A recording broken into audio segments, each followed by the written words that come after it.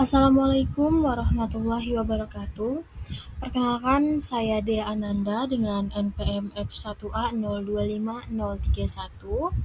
Saya adalah mahasiswa program studi S1 Matematika Fakultas Matematika dan Ilmu Pengetahuan Alam Universitas Bengkulu. Di video kali ini saya akan menjelaskan materi mengenai supervised learning dan unsupervised learning pada machine learning. Pada bagian unsupervised learning, saya memilih Principal Component Analysis atau PCA, sedangkan pada bagian supervised learning, saya memilih materi Naive Bayes. Kedua metode ini cukup populer dalam data science dan dapat diterapkan menggunakan program R. Apa itu data science? Data science merupakan ilmu yang mempelajari bagaimana data dikumpulkan, diolah, dianalisis, dan dimanfaatkan menjadi informasi yang berguna dalam kehidupan sehari-hari. Data science digunakan untuk membantu pengambilan keputusan pada berbagai bidang, seperti bidang kesehatan, bisnis, pendidikan, dan teknologi.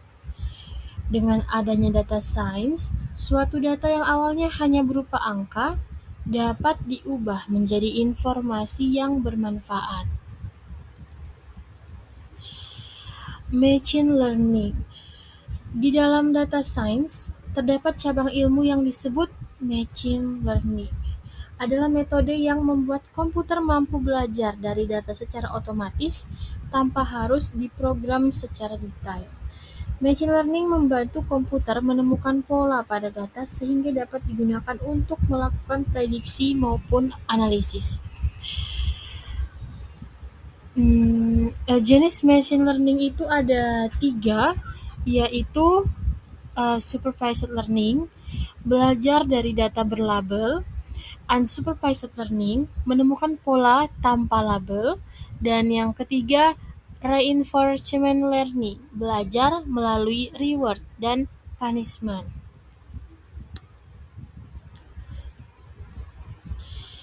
Ini adalah perbedaan dari supervised dan unsupervised. Machine learning dibagi menjadi beberapa jenis, yaitu tadi yang sudah kita jelaskan. Pada supervised learning terdapat target atau label yang ingin diprediksi. Bisa dibilang supervised learning ini memiliki label data yang jelas, digunakan untuk prediksi. Contoh aplikasi meliputi klasifikasi dan regresi. Terdapat variabel target yang ingin diprediksi. Sedangkan unsupervised learning tidak memiliki target dan digunakan untuk mencari pola tersembunyi pada data. Contoh aplikasi meliputi clustering dan PCA. Tidak ada variabel target yang ditentukan. Selanjutnya, karena saya tadi memilih materi Naive Bayes, saya akan menjelaskan sedikit pengertian dan karakteristik dari Naive Bayes. Naive Bayes merupakan salah satu metode supervised learning yang digunakan untuk klasifikasi data berbasis probabilitas yang menggunakan teorema Bayes. Metode ini mengasumsikan setiap fitur bersifat independen satu sama lain dalam menentukan kelas target. Naive Bayes cukup populer karena prosesnya cepat, sederhana, dan mudah diterapkan pada data yang berukuran besar. Karakteristik dari Naive Bayes yaitu menggunakan perhitungan probabilitas untuk klasifikasi data, algoritma yang cepat dan sederhana dalam implementasi, sangat cocok untuk klasifikasi teks dan data kategorikal. Selanjutnya kita membahas tentang konsep dasar Naive Bayes.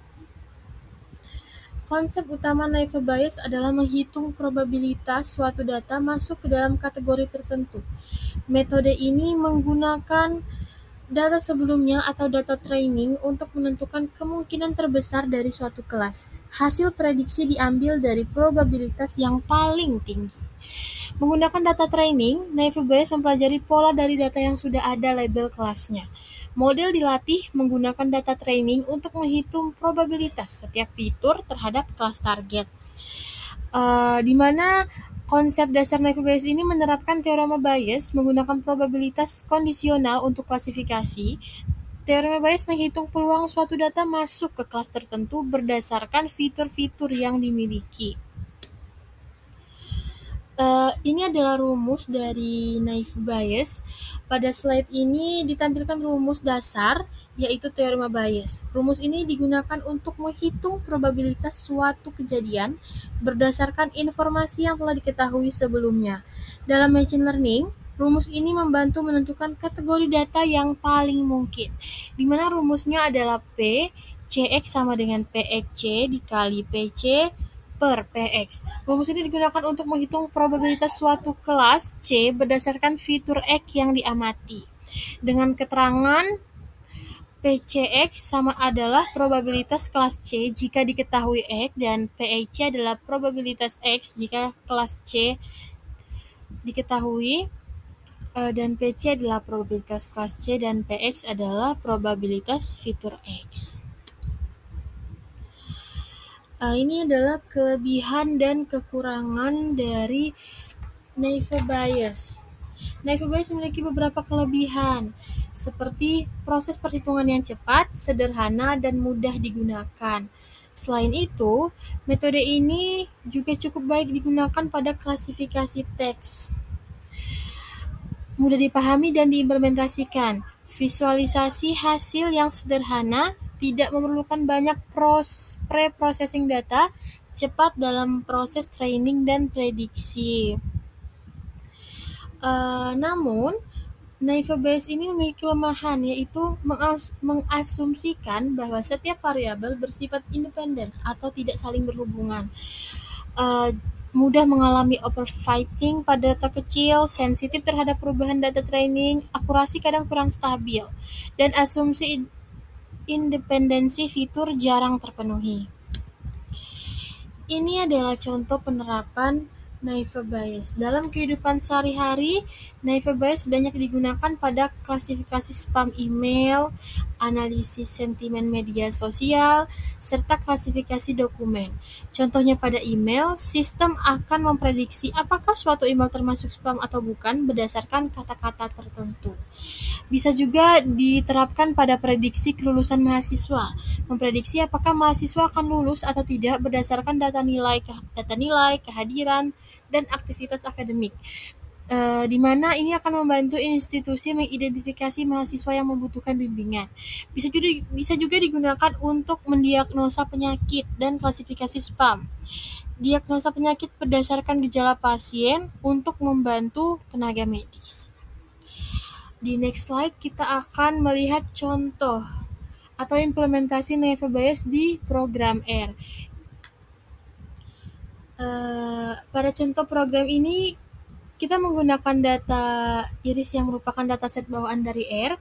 Fungsi Naive Bayes digunakan untuk membuat model klasifikasi, sedangkan fungsi predik atau prediksi itu digunakan untuk melakukan prediksi data. Program ini menunjukkan bahwa Naive Bayes dapat diterapkan dengan cukup sederhana menggunakan program R. Ini adalah penjelasan dari kode yang digunakan pada R, di mana library E1071 itu memuat patch cake untuk Naive Bayes, dan Naive Bayes ini adalah membuat model klasifikasi, dan predik ini adalah untuk melakukan prediksi berdasarkan model. Ini contoh soal tentang Naive Bayes ya. Pada contoh soal ini digunakan data sederhana mengenai email spam. Kata promo lebih sering muncul pada email spam dibandingkan email biasa. Oleh karena itu, probabilitas email tersebut menjadi spam lebih besar. Contoh sederhana ini membantu memahami konsep dasar Naive Bayes secara manual sebelum diterapkan menggunakan program. Nah, ini adalah hasil output dari Naive Bayes apabila kita menggunakan program R. Di sini menghasilkan 3 komponen utama, hasil prediksi kelas, probabilitas klasifikasi, dan akurasi model. Oke. Setelah membahas supervised learning yaitu naive Bayes, selanjutnya saya akan menjelaskan metode unsupervised learning yaitu Principal Component Analysis atau PCA. Baik, pengertian dari PCA yaitu Principal Component Analysis merupakan metode unsupervised learning yang digunakan untuk reduksi dimensi data. PCA membantu menyederhanakan data yang memiliki banyak variabel menjadi beberapa komponen utama tanpa menghilangkan informasi dan variasi dari data asli. Adapun tujuan dari PCA, yang pertama untuk mengurangi dimensi dan kompleksitas. PCA bertujuan mengurangi jumlah variabel dalam dataset tanpa kehilangan informasi penting dengan menyederhanakan dimensi data. Analisis menjadi lebih efisien dan komputasi lebih cepat. Manfaat utama dari PCA yaitu mempermudah visualisasi data multidimensi menjadi 2 dimensi atau 3 dimensi, menghilangkan korelasi antar variabel sehingga menghasilkan komponen independen yang lebih mudah diinterpretasikan. Ini adalah konsep dari PCA. Transformasi variabel. Variabel asli X1, X2, X3 dan seterusnya diubah menjadi komponen utama baru PC1, PC2 dan PC3 dan seterusnya. Setiap komponen merupakan kombinasi linear dari variabel asli. Tujuan utama PCA bekerja dengan mengubah variabel asli menjadi principal komponen atau komponen utama. Komponen utama pertama memiliki variasi terbesar dari data, sedangkan komponen berikutnya menyimpan informasi tambahan dengan variasi yang lebih kecil. Ini adalah ilustrasi PCA. Pada data yang banyak variabel, visualisasi seringkali menjadi sulit dilakukan. Dengan PCA, data dapat diringkas menjadi 2 atau 3 komponen utama sehingga lebih mudah divisualisasikan dalam bentuk grafik. Ini sebelum diterapkan PCA, data memiliki banyak variabel dimensi 3, sulit untuk divisualisasikan dalam grafik 2 dimensi atau 3 dimensi, dan kompleksitas analisis meningkat. Sesudah diterapkan PCA, data diringkas menjadi komponen utama. Visualisasi menjadi lebih mudah dan jelas, pola data dapat terlihat dengan sederhana. Berikut adalah kelebihan dan kekurangan dari PCA. PCA memiliki kelebihan yaitu mampu mengurangi dimensi data, mempercepat proses analisis, dan membantu mengurangi noise pada data. Mempermudah visualisasi data kompleks. Namun PCA juga memiliki kekurangan, yaitu hasil komponen utama terkadang sulit diinterpretasikan karena bukan lagi variabel asli.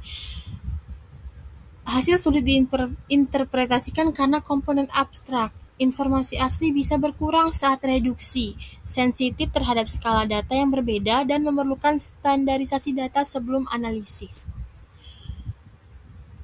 Ini adalah penerapan PCA.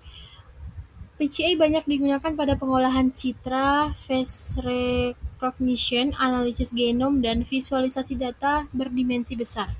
Dengan PCA, data yang kompleks dapat dibuat menjadi sederhana. Dalam analisis citra dan face recognition, PCA digunakan untuk mengekstrak fitur penting dari gambar, mengurangi dimensi data pixel, dan mengenali wajah dengan membandingkan komponen utama. Dalam analisis genom dan visualisasi data besar, PCA membantu menganalisis ribuan gen sekaligus dan menyederhanakan dataset kompleks menjadi visualisasi 2 dimensi atau 3 dimensi yang mudah dipahami. Ini adalah implementasi PCA di R. Mungkin tidak terlalu kelihatan ya, tapi di sini pada contoh ini, program ini menggunakan fungsi prconf untuk menjalankan PCA pada dataset iris. Selanjutnya digunakan fungsi summary untuk melihat variasi data, dan Bplot untuk menampilkan visualisasi hasil PCA. Di gambar yang ini adalah hasil visualisasi dari program R menggunakan fungsi PR-Chrome. Dan ini hasil output dari kode yang dijalankan di R. Ini adalah contoh soal tentang PCA. Pada contoh ini, terdapat data nilai matematika dan IPA siswa. Kedua variabel memiliki pola yang hampir sama, sehingga PCA dapat menyederhanakan kedua variabel tersebut menjadi satu komponen utama yang mewakili kemampuan akademis siswa. Analisis dan penggabungan karena kedua variabel berkorelasi tinggi, PCA menggabungkan menjadi suatu komponen utama, PC1. Kesimpulan, dua variabel matematika dan IPA disederhanakan menjadi satu informasi utama yang mempresentasikan kemampuan akademik siswa. Ini adalah hasil output dari PCA. Output menghasilkan beberapa komponen penting, yaitu variabel baru, hasil transformasi, dan presentasi variasi data yang dijelaskan setiap komponen, grafik visualisasi seperti Bplot untuk melihat hubungan antar variabel, dan PC1 selalu menjelaskan variasi terbesar dalam data. Ini adalah perbandingan dari kedua metode Naive Bayes dan PCA. Naive Bayes dan PCA memiliki tujuan yang berbeda. Naive Bayes digunakan untuk klasifikasi atau prediksi dengan adanya target data. Metode Supervised Learning yang menggunakan probabilitas untuk klasifikasi memiliki variabel target, menghasilkan prediksi kelas berdasarkan perhitungan probabilitas teorema Bayes. Sedangkan PCA digunakan untuk reduksi dimensi tanpa target data. Metode Unsupervised Learning untuk reduksi dimensi data tidak memiliki variabel target, menghasilkan komponen utama yang menyederhanakan data kompleks menjadi lebih mudah dianalisis. Selanjutnya adalah kesimpulan. Machine learning terdiri dari dua pendekatan utama, yaitu supervised learning dan unsupervised learning. Pada presentasi ini, contoh supervised learning yang digunakan adalah Naive Bayes, sedangkan contoh unsupervised learning yang digunakan adalah PCA. Kedua metode dapat diterapkan menggunakan program R dan memiliki fungsi yang berbeda dalam analisis data, masing-masing dengan karakteristik dan tujuan yang berbeda. Naive Bayes merupakan metode supervised learning yang menggunakan probabilitas untuk klasifikasi data, sedangkan PCA atau Principal Component Analysis adalah metode unsupervised learning untuk reduksi dimensi data. Kedua metode ini dapat diimplementasikan dengan mudah menggunakan program R. Sekian penjelasan materi tentang unsupervised dan supervised learning dari saya. Jika ada penjelasan atau kata-kata saya yang salah, saya minta maaf, saya akhiri. Saya ucapkan terima kasih untuk perhatian yang sudah diberikan, dan saya akhiri. Wassalamualaikum warahmatullahi wabarakatuh.